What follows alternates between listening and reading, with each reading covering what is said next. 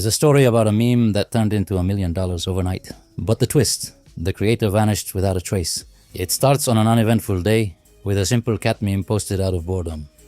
You might think it's just another social media moment, but then as the likes flood in, something unexpected happens. The world of cryptocurrency begins to ripple. A wallet once stagnant suddenly ticks from $5,000 to $50,000 and then skyrockets to over $1 million by dawn. It's chaotic. One individual amid shadows and flashing notifications. Picture those fist pumps at midnight as the screen lights up with ecstatic numbers. No team supporting him, no premeditated strategy, just sheer impulsive chaos driving this digital fortune forward. As you watch the figures rise, it feels exhilarating but also unsettling. And then silence falls. The posts vanish from view. The joyous celebration turns into paranoia.